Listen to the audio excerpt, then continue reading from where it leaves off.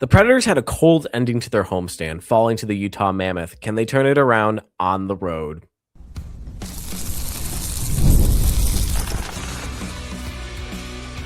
You're Locked On Predators, your daily podcast on the Nashville Predators, part of the Locked On Podcast Network, your team every day. Well, hello, everybody, and welcome to another episode of the Locked On Predators podcast, part of the Locked On Podcast Network, now the #1 sports podcast network. Thank you for making us your first stop of the day. We are your free daily Nashville Predators podcast.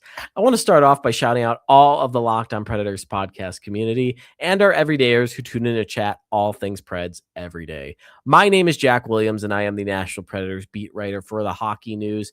And man, it's been a wild weekend here in Nashville, and just talking about the weather and most of the United States, it's been a wild weekend in the winter storm system that's come through and kind of just taken its toll on a quarter, maybe even half of the United States here. I apologize for not having an episode here on Monday. We were kind of dealing with the reparations that were this winter storm on Sunday. So I'm recording this on Monday, you guys. So coming out on Tuesday for y'all. And because I missed that Monday day, you guys will get a bonus episode on Saturday. So look out for that. But before we get into the episode, any of you guys impacted by this storm that are in Nashville, having to deal with the power outages, without heat, without electricity, without any of that, I hope you guys are doing well. Hope you guys are staying warm. Hopefully you're staying safe, and hopefully things could get back to normal a little bit with y'all. The ice storm is what's really kind of put the city back a little bit here more, and just all the power outages, the trees falling down.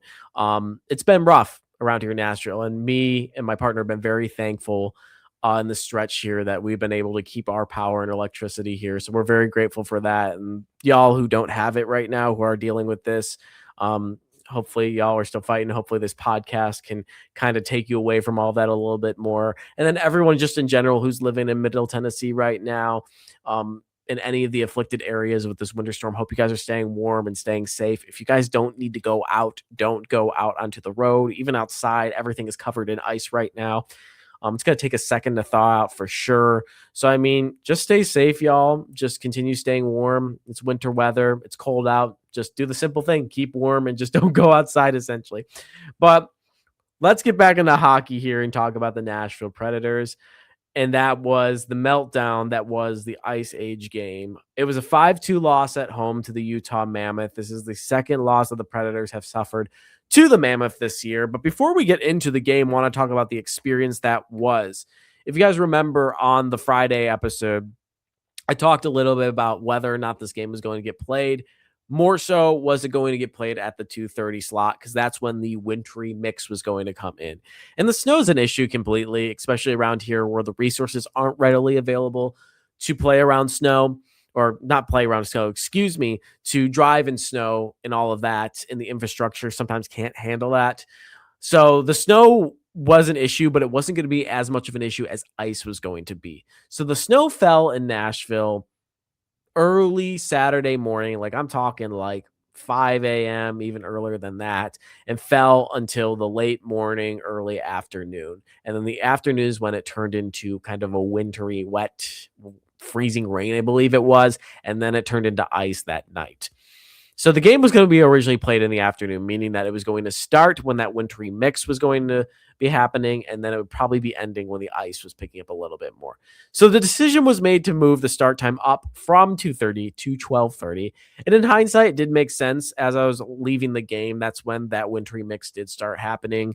And I was lucky enough to where I only had to drive in the snow, and driving in the snow, as the lesser of two evils, is much better than driving in ice. So that happened. Concessions were 50% off to the fans that wanted to come to the game or make it to the game. And then they opened the gates at 11 a.m. So they gave fans ample time to come to the game if they wanted to come.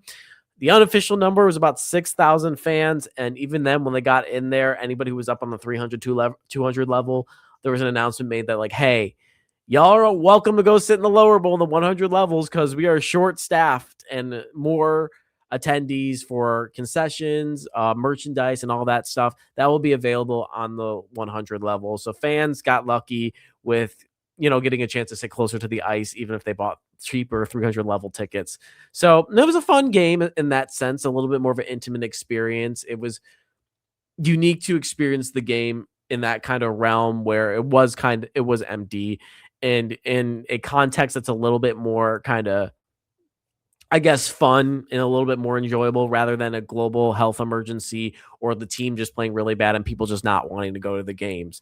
So it was fun in that sense completely. But that was kind of the positive part of the game. The rest of the game was just really not good, and just more of the same we've been seeing from this team, essentially of them taking periods off and only playing really 40, 35 good minutes of hockey, and then seeing about 20 minutes where things just completely fall apart. And that's what ends up deciding the game. It's what Andrew Brunette said after the Buffalo game. In the first period, they played awful. And he essentially said the game was decided there. We lost the game in the first period. And it was a similar sense here in the second period of this game. The Utah Mammoth scored 3 unanswered goals in the second period. Nashville got on the board twice, had a chance in the third period, took a penalty, and that kind of put them out of it. And just, again, I don't want to get too in-depth with this game. We have a segment to cover completely, but this game was a little bit dated. But I want to talk about in the broader sense of how things just aren't great right now, in the sense of them being really repetitive with what they're doing and what's going wrong. Like I said, we've seen the same issue over and over again as of late, where there's just a segment of the game that you can circle, you can highlight, you can put a pin on it, whatever, that you can indicate that this is where the game was won and lost. In the Buffalo game, it was the first period. In the Vegas game, it was the third period. In the Ottawa game, which they came back and miraculously won, that was the first period where once again they got behind the ball. Against the Mammoth, it was the second period. And it's just, you breaking it down and looking at it a little bit more, it's them just taking it off essentially. And it's just lackadaisical hockey, for lack of a better phrasing, or just stuff I'm trying to come off the top of my brain right now. And breaking down the goals a little bit more. The first goal was off the face-off. They looked scrambled. This is in the second period, first Utah goal. They scored off the face-off essentially. It was a play that came off the face-off. Predators looked scrambled. It was in their own zone, left the right side of the ice open. The guy came down and scored. Second goal kind of really highlighted what I'm saying, where it's just, it looks like a lack of effort, where it was a board battle that was lost in the Predator zone that allowed the Mammoth player to break out on the left side of the ice. You have Blankenberg, who is doing as much as he can, honestly, in a sense of he's trying to transition from skating backwards to forwards, gets caught up because there is a little bit of a speed gap you take in making that transition. You have Blankenberg trying to hunt this guy down. Then you have Evangelista kind of gliding and watching the play. And then next to Evangelista, you have Roman Josi, who's gliding and watching the play. Blankenberg can only do so much. And it's been a repeating thing with this team as of late, to where they're just playing passenger essentially and watching a lot of the play happen instead of wanting to come in and support it more, especially defensively. I'm not talking about offense. There's many guys that want to score and get involved there. I'm talking about on defense, to where, again, it goes back to the whole slot management thing I said. There's just no support for anybody there. And that's what happened on the second goal here. It's just Josi and Evangelista, who could be stepping up a little bit more and playing. And I understand completely, out of the sense of hockey and being on the ice, you want to stay where you are at positionally. And what I mean about that is, yes, forwards want to stay high. Josi wants to stay opposite of Blankenberg on the defense. But when you see a situation like that, where your defender is struggling to apply pressure on a guy that's breaking in pretty fast, maybe you want to risk it a little bit more and step up, and then have that third guy be able to scoop up the loose puck, maybe have some time to regather, and then break it out. But that's what happened on that second goal. The third goal was a tip puck, and it's 3-1 Utah in the second period. In the first period, that was one of the positive things that the Predators did well in this game. They scored in the first period. They had the first goal of the game. Stamkos in a sweet spot on the power play on that right side off a one-timer shot. That was one of the few good things that happened that night. And then Utah comes in and just pours it on in the second period here. That third goal, as I mentioned, was tipped. It's just more packing the crease and just packing up that slot and just overwhelming the goaltender. Again, the defense has just been abysmal at handling that this year. and they'll let anybody and everything into the slot area. Maybe in Saturday's game, if you guys bought tickets for the 300 level, you could have been lucky enough and could have sat right in the slot because no one would have moved you. That is what this team has been like with slot management. It has been god awful. Marchessault scored in the end of the second period, and suddenly Nashville's tapping into that lead a little bit more. And it's 3-2. This is Marchessault's second goal in 2 games. This is the first time he's had 2 goals in that stretch since the Ottawa game, which was the 3rd game of the year, a 4-1 win in Ottawa, and he had 2 goals in that game. So, hey, at least he's getting back into his mojo a little bit more, because I know there's been a lot of displeasure and rumors from the fans, essentially, of trading him. He also has a no-move clause, so I doubt that's going to happen, or he's not going to want to. The only reason he leaves if he says he wants to leave. So it's good that he's showing production in any sense. So then it's a competitive game again. It's a 1-goal game. Predators are back into it. And then getting into the 3rd period here, and Josi takes a penalty here, and it was just not great timing.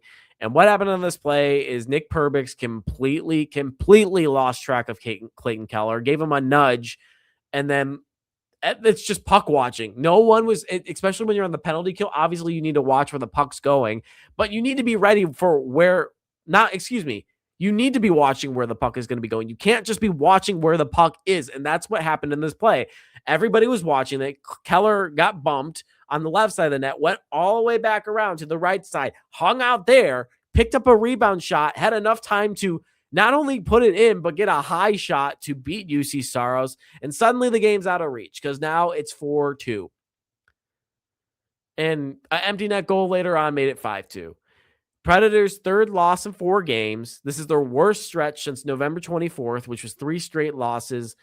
And kind of signaling things a little bit, that was when they started, after that 3-game losing stretch, that's when they started turning things around, and where they got in that pattern where they were winning 2 and then losing 1, winning 2, losing 1, and started picking up a little bit more and put themselves in a playoff position, if we can call it that anymore. But it's more of the same. It's just disappointing. It's more of the same of just... It's just bad. It's lazy hockey. For as ridiculous as that sounds for somebody who's just stating their opinions right now into a microphone that is not playing in the NHL, it is, yeah, again, I am giving myself, I'm not putting myself out of any blame at all. I mean, I can't get on the ice and do it completely. But as somebody who watches hockey a lot and is expert in this team and is in the locker room and is watching this team in the locker room for post-game and stuff like that, y'all know what I mean. I'm sounding ridiculous and just justifying myself even more with this. You know my role I play right now with all of this and watching this team and talking to you guys about this team. It's simple things of just, as bad as it sounds, it's like the simple things of the game. Like, know where the puck is going. Don't watch it. That's one of the biggest things. And then just go hard on constantly and like hard on the puck essentially, and support your teammates on the ice too. There's just got to be more like on ice support. There's got to be guys like stepping up. These one-on-one things just can't keep happening. And it's more of the same. And it needs to change completely. Cause like, again, this is just not feasible. And unfortunately, I think this loss was critical in this team staying in the wild card race, because it just keeps getting harder and harder every game for them, because they have not been in that position. They have come right up to it so many times. They've come right up to that wild card position and they cannot cross it. They have not been able to cross it. And with the losses they've had lately, that is pushing them down. And now they're going to end up in a position like Calgary or St. Louis are right now, essentially, where they need to string like 5 games together in order to get back into it, because these losses are putting them out of it right now. And again, in a race that's so tight, you cannot give your opponents anything. And frankly, they've been giving their opponents way too much right now. Ryan O'Reilly feels a similar way, even if he shouldn't be. But we'll get into that in the next segment. We're going to do an ad break right now. But when we get back, we will talk about Ryan O'Reilly and the grief he is giving himself yet again. Let's be real. Managing your finances can feel overwhelming. Between subscriptions you're forgetting about, bills that keep going up, and trying to figure out where all your money actually goes each month, it's easy to feel like you're losing control. And who has time to track every transaction or hunt down hidden fees? That's where Rocket Money comes in, the personal finance app that helps you take control. It finds and cancels your unwanted subscriptions, monitors your spending, and helps you lower your bills so you can grow your savings. I was shocked when Rocket Money showed me I was paying for as many subscriptions as I was that I completely forgot about. It's already saved me money. I love how it tracks all my subscriptions and lets me cancel them right in the app with just a few taps. No more hunting down the customer service numbers. The automatic transaction categorization is a game changer. I can finally see exactly where my money is going each month. You can set budgets and goals, get personalized insights, and receive real time alerts for large transactions, upcoming bills, and low balances. It even consolidates your checking, savings, loans, and investments into a single dashboard so you get a clear view of your entire financial picture. Let Rocket Money help you reach your financial goals faster.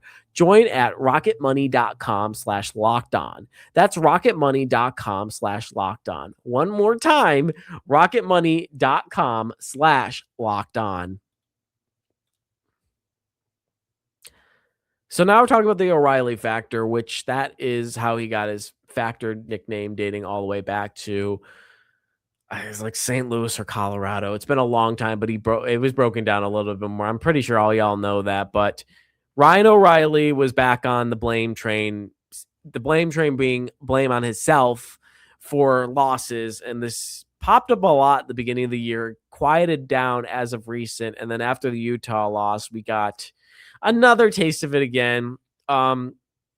But he was asked about the effort not tonight, excuse me, after the Utah game. And he said, it's my job and it's my line's job to be harder against their top line, their being the Mammoth and just every team they play.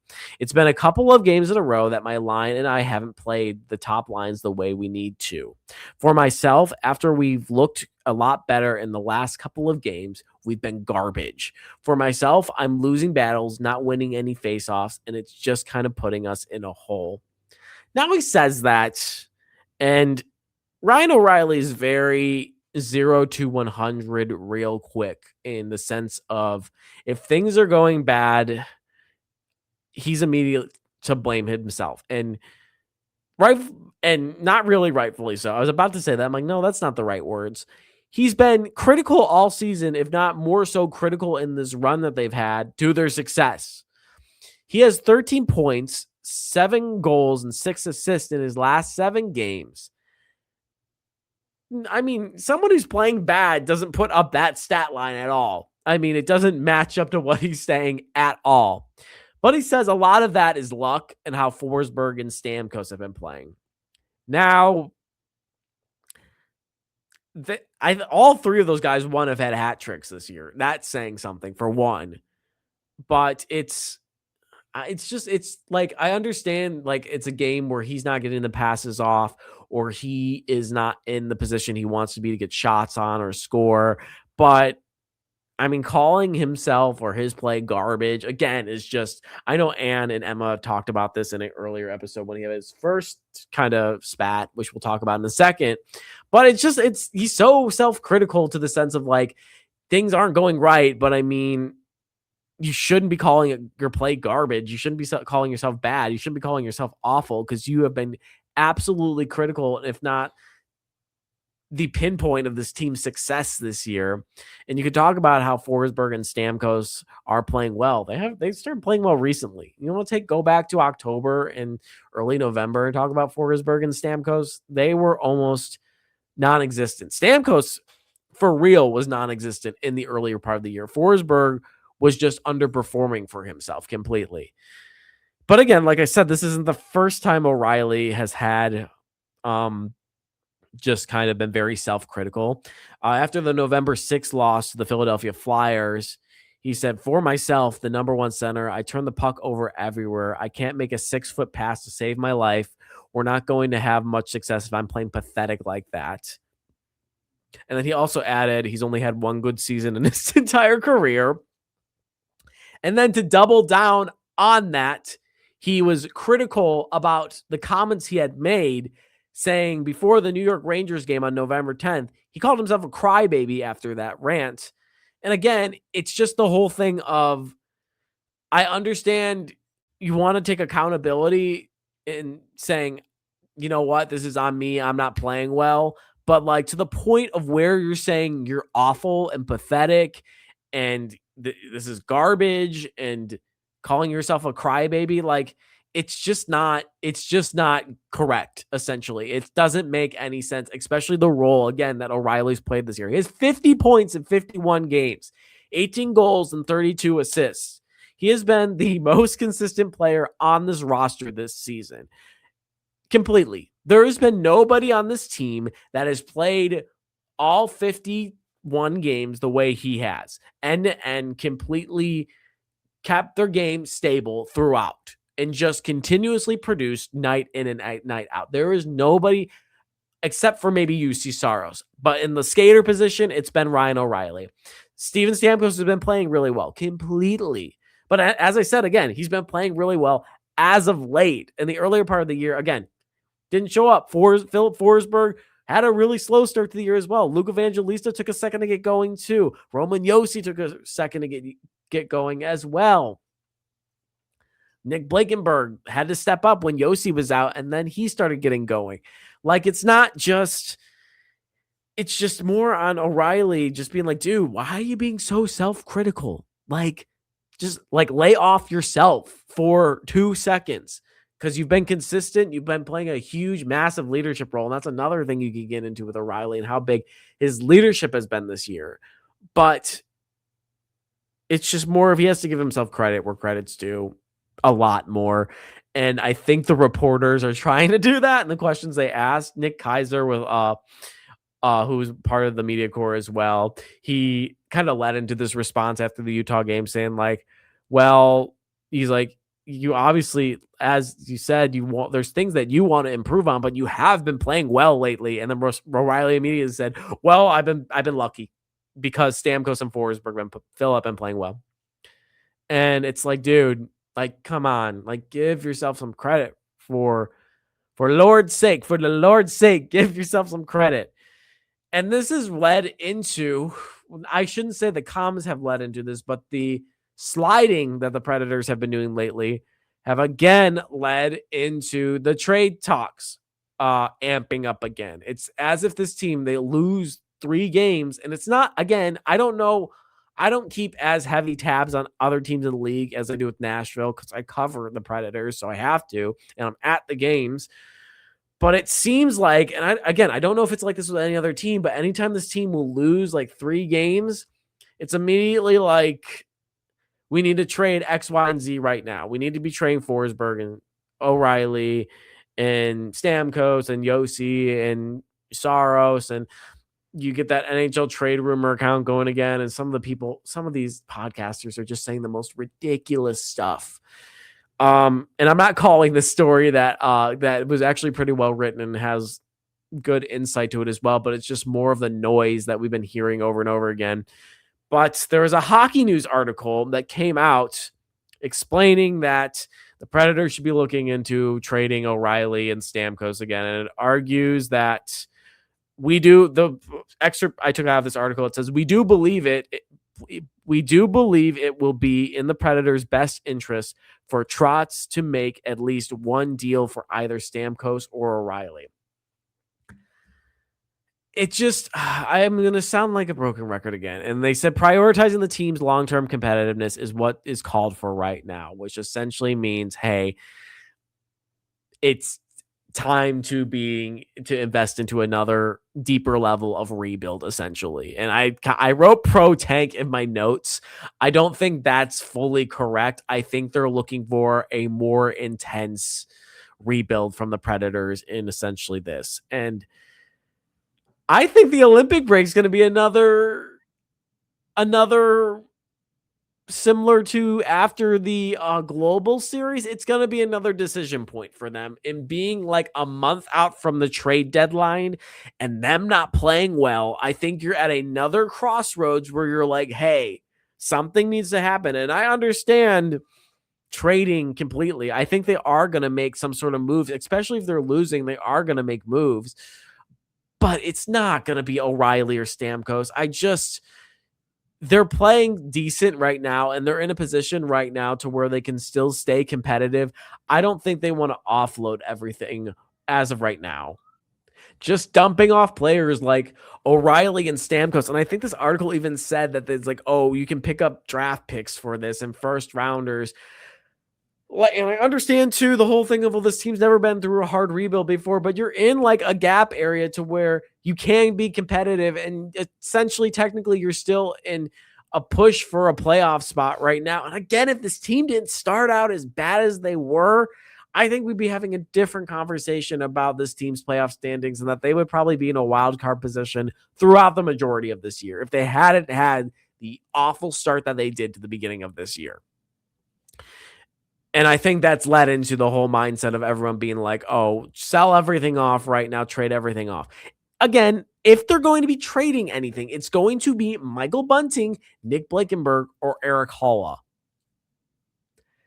Those are pieces you can get and pull in, because they can fit in just about anywhere on any roster, because they're good hockey players that can play well in bottom 6, bottom 4 positions. That's what you're going to get.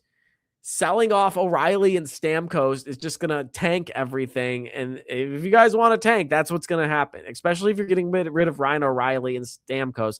I believe Stamkos also has a no trade clause too. So he's going to have to say, if he wants to go, that they're going to have to deal him off. But it's more so of the whole thing of, I think this is another quote from this article. Thus, the Predators can't be fixated on this one particular moment in time. Trading Stamkos or O'Reilly is going to make Nashville less effective in short term, but better in the long term. I just can't get behind this whole. I still think they're still in a window, essentially. I just don't think it's time to sell off all your pieces completely. I don't think it's time to give away your king and your queen, and whatever way chess works. I shouldn't be making a chess analogy because I don't know anything about chess, but I think you need to see how well this team does up into the Olympic break. And then during that break, I know everything pauses during that time, but then after, I think that's when you have your decision set, and then the trade deadline comes and you make your moves. I don't see it right now. It does make sense completely, as they said, to like, it's not going to look good right now, but it will look good at the end of the day. But like, I can't get too ranty with this because we have one more segment too, but like, it goes into the next thing of it all of, oh, we'll pick up draft picks and stuff like that. Well, we haven't been seeing the Predators move people up from Milwaukee either. So, I mean, I don't think they're in the mindset to go into a deeper level of rebuild either. Zach LaRue is still over there. I mean, and he's having a lightning fast start ever since he got over there. Ryan Ufko still over there, who I don't know what more he needs to do or to get a call up, but I don't know. I'm getting like real tired of seeing I'd like to see just something more thorough on what the Predators want to do. And maybe I have to be the one to write it, essentially, of this is what Nashville should do at the trade deadline. And there are the local reporters have done some good jobs. Russell Venozzi, Alex Daughtry have written some good pieces on what could happen at the trade deadline here. And those guys have written good pieces because they're in town here at practices, at the games, talking to the team, and have a better understanding of in depth of, hey, this is what can happen, other than more of just the Stamkos and O'Reilly and the ridiculous ones we were seeing about Forsberg and Saros. It's just all this noise. It's just like, I don't know. It's just kind of ridiculous to me. So I don't know. Look out for this Olympic break window for sure, y'all, because I think this is going to be another decision point. This is going to be another important point, similar to the Global Series pause. It may be just a second chance for Barry Trotz to do what he should have done at the Global Series break right after that break we had in mid-November. So we'll see. We will see.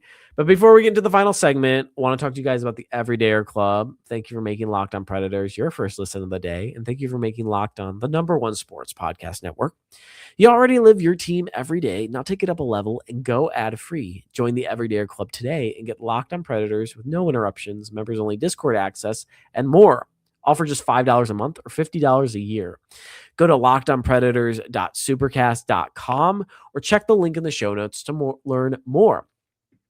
When we come back, we'll be previewing Boston, shipping off to Boston. I'm not singing that, no copyright.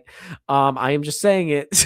So we'll be talking about Boston, what's going to be critical here, and it's a 3-game road trip too. So how's all this going to be important? I'm not going to spoil too much about the road trip because we have a whole week of stuff to talk about with the Predators, but we'll talk about Boston coming up after the break.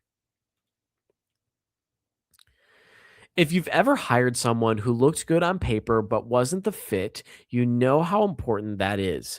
When you want candidates who truly match what you're looking for, trust Indeed sponsored jobs. Hiring, Indeed is all you need. Stop struggling to get your job post seen on other sites. Indeed sponsored jobs puts your post at the top of the page and helps you reach the candidates you want faster. If I needed to hire someone for the show, I'd go straight to Indeed and be very specific about what I need. Real experience, not just resume buzzwords. Instead of struggling to get your job post seen, Indeed sponsored jobs helps your list stand out and reach quality candidates faster. Sponsored jobs boost your posts to the people who are the best match for your role, and that makes a real difference. According to Indeed data, sponsored jobs posted directly on Indeed are 90% more likely to report a hire than non-sponsored jobs.